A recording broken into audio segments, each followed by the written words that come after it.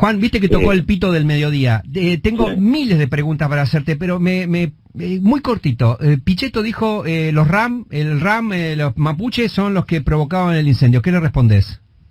Que es un estúpido, no tiene más remota idea de nada y está resentido porque en su provincia nunca nadie lo eligió para nada porque es un desastre. Y no existe nada de eso, todo eso es mentira, todo eso es propagandismo berreta para generar una cultura de derecha reaccionaria que en la Argentina ya se había erradicado, digamos, de xenofobia, de discriminación, cosas que en la Argentina se habían erradicado para intentar ponerse a la derecha del propio Macri, digamos, ¿no? O sea, tratar de ser Eddie Bullrich, el bolsonarismo argentino.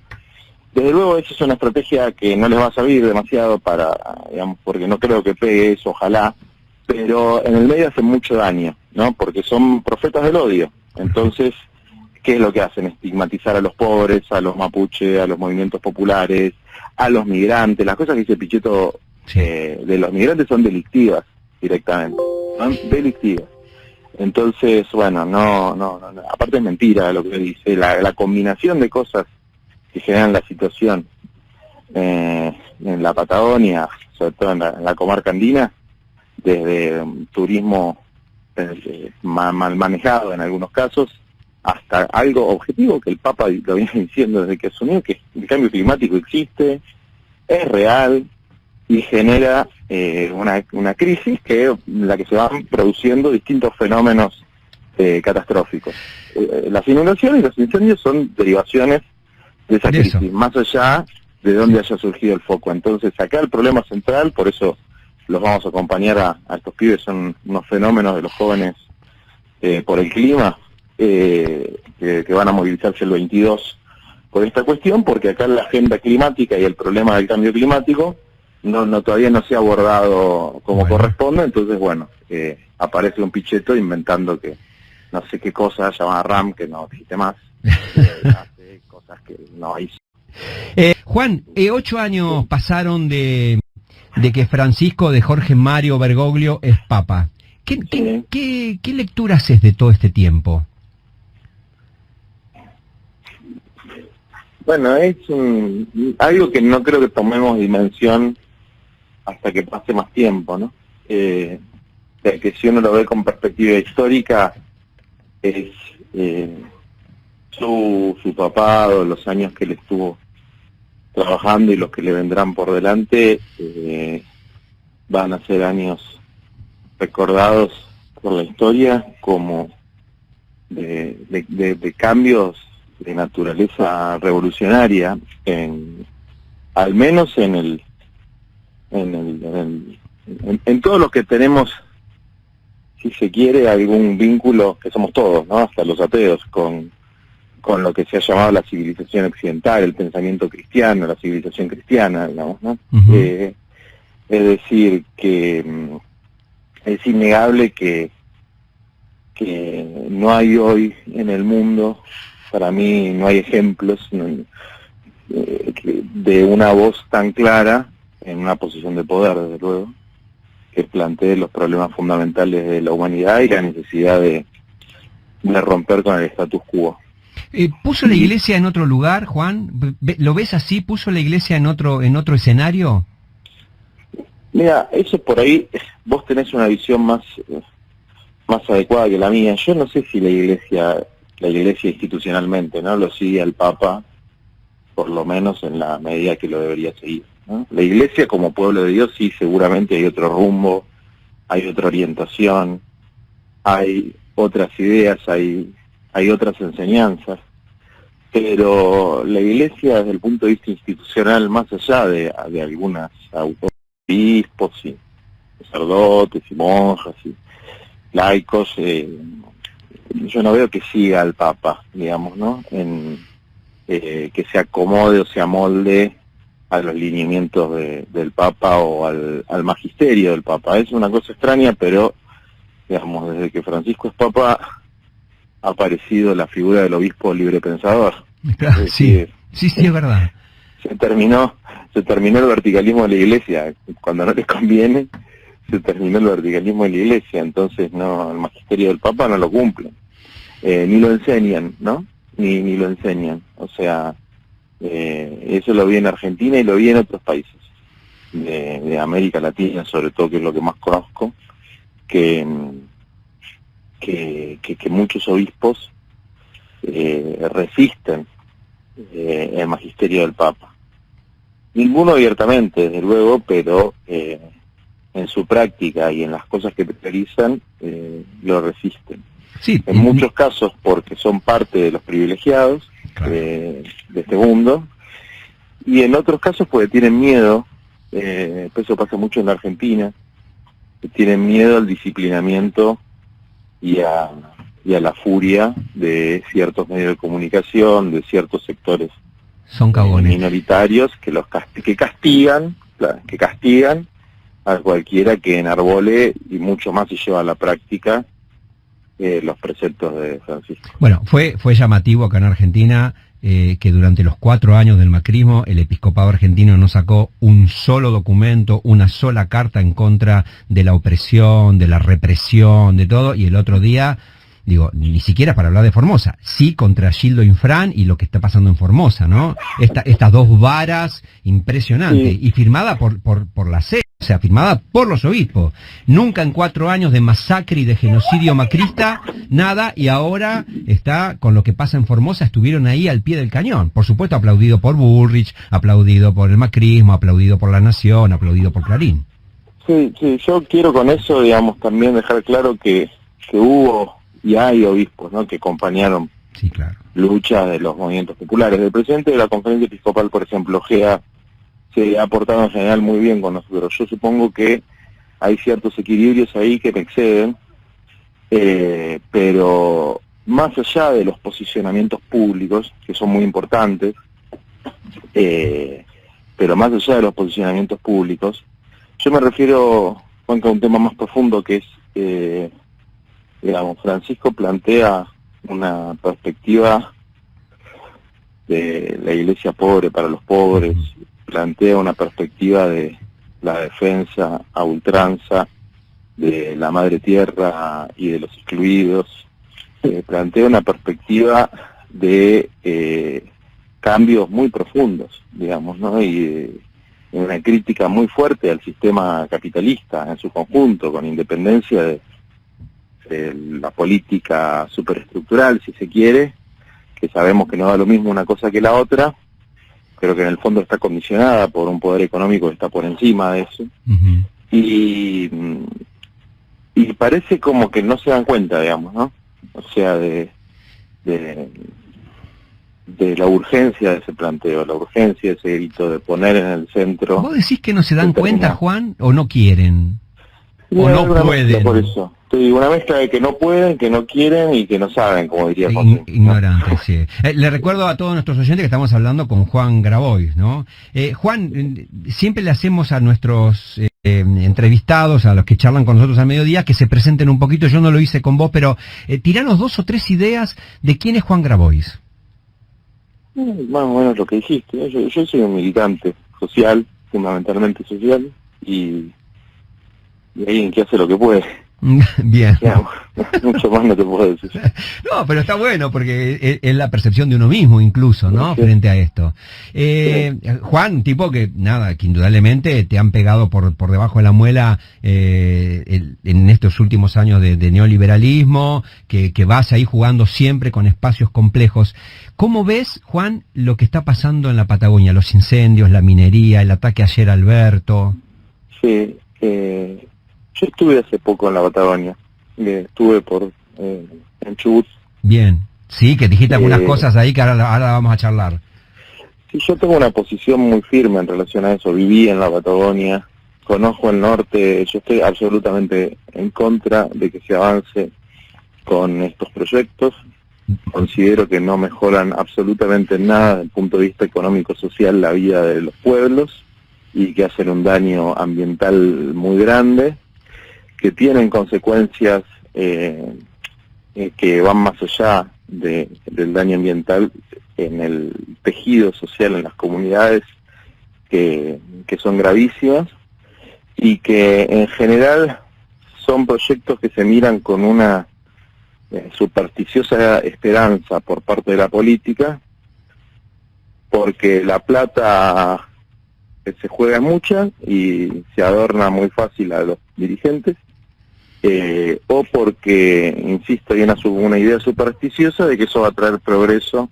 Me refiero a la gente honesta que está a favor de esto, que eso va a traer progreso y empleo, cosa que es un pensamiento, si se quiere, contrafáctico, digamos, ¿no?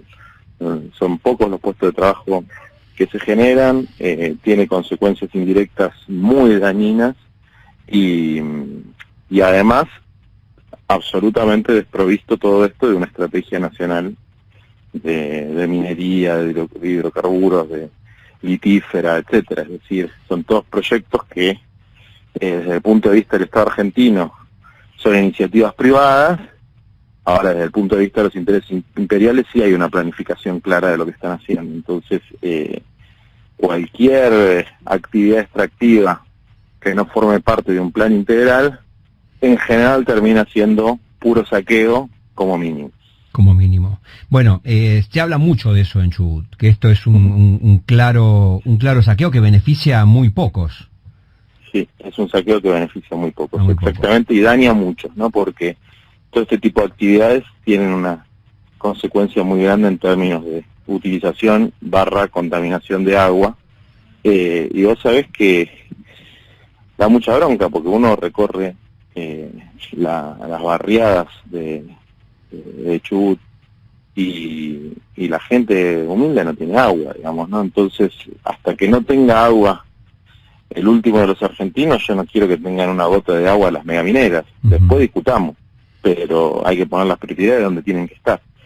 Entonces, yo tengo una posición firme sobre eso, lo pude hablar con distintas personas. Me parece que hay una cosa escandalosa, particularmente en Chubut, porque hay un diputado, ahora no me acuerdo el nombre, que está filmado, no grabado o lofer o nada, no, filmado, se ve la cara, la boca, la voz del tipo ofreciendo coimas y pidiendo coimas en nombre de las mineras para aprobar las leyes que requieren las mineras, y esa misma persona que está ahí es uno de los que va a votar la zonificación, que es lo que necesitan las mineras.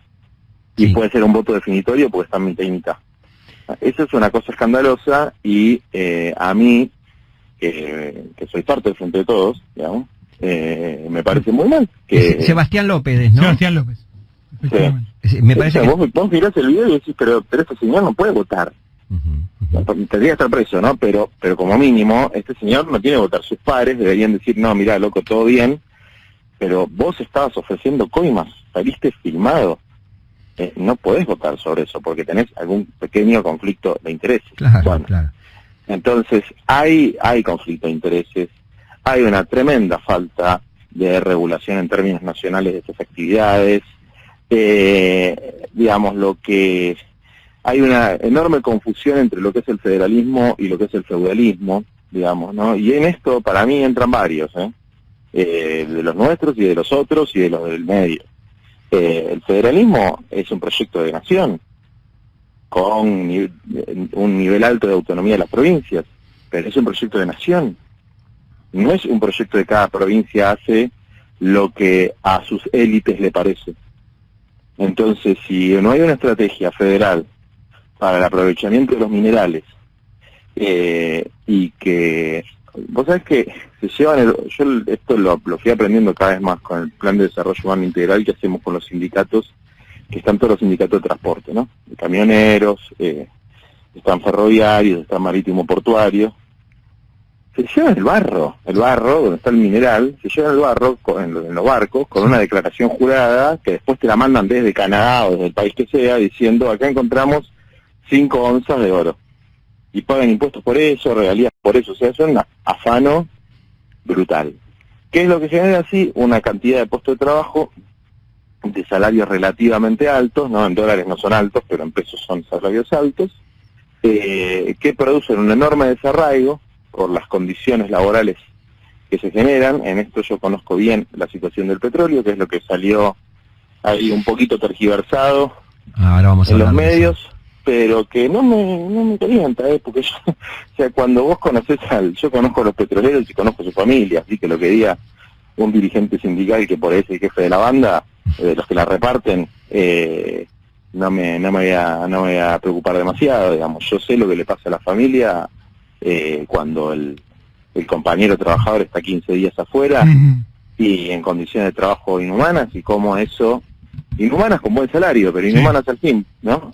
Cómo eso fomenta que aparezcan los vampiros de la droga, la prostitución y la trata de personas y el juego, digamos, ¿no? A chuparle la sangre a los laburantes. Entonces todo eso... Sí, que esto no es, que Juan, esto no es un problema de las empresas petroleras que pagan sueldos, sino de todo lo que hay alrededor, porque el tema no es cuánto paga YPF, cuánto paga OIR, cuánto paga el otro por su trabajador, sino todos los buitres que están al lado. No, a ver, los sueldos, si fueran justos, tendría que ser el doble, el triple, porque se pagan en pesos. El problema es que las formas de explotación, fundamentalmente del fracking, han creado modelos que destruyen la vida de la familia en un montón de lugares de la Patagonia.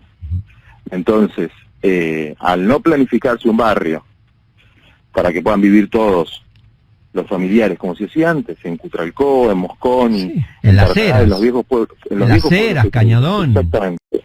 Ahora vos vas a Añelo o vas a bueno, un montón de pueblos, yo el que conozco más es Añelo, y te das cuenta de que eso, si no está hecho a propósito, le pegan el palo, digamos, ¿no? Entonces, en vez de planificar las cosas para la vida familiar, pareciera ser casi que están no planificadas para fomentar la destrucción de la familia y para fomentar este tipo de actividades.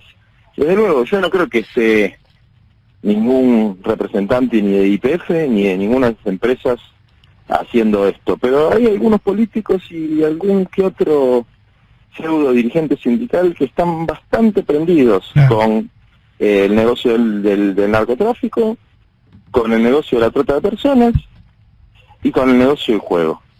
Entonces, después que se ofendan todo lo que quieran, que saquen la frase de contexto todo lo que quieran, pero yo vi gente muerta, familias destruidas, veo lo que eso genera, veo las divisiones que generan los propios barrios. Entonces son actividades que desde mi punto de vista son destructivas desde el punto de vista ambiental y desde el punto de vista socioeconómico no aportan ni un poquitito de lo que dicen que aportan, y además consolidan un esquema de dependencia y de saqueo en nuestro país que yo considero que es regresivo, que es una continuidad del esquema neoliberal que planificó la dictadura y que nosotros lo tenemos que combatir, no festejar.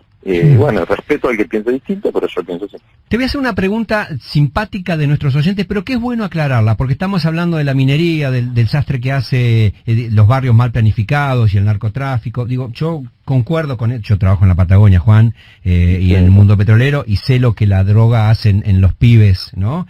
Y con la guita que tienen, cómo no los ayudamos a que tengan proyectos de vida distintos. Pero acá me dice Ale, hablando de la minería, ¿cómo se hace entonces? ¿Se necesitan minerales para celulares, computadoras, heladeras, autos? ¿De dónde salen esos minerales? ¿Qué le respondemos? Ya, es que el problema no es la minería en sí. Primero, nada de lo que nombró ahí el oyente lo hacemos acá en Argentina, ¿no? Es decir, el mundo, una de las formas que se divide el mundo es la división internacional del trabajo.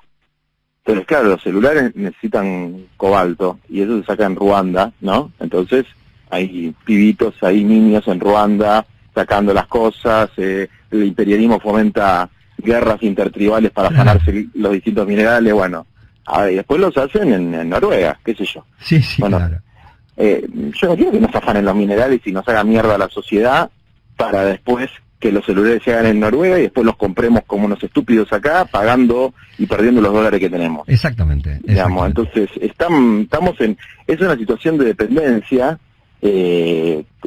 colonial en la que nos sentamos y que por lo menos no tenemos que estar orgullosos. Es como, mira, esto me lo dijo Facundo Manés, no el Che Guevara, Facundo Manés. Sí.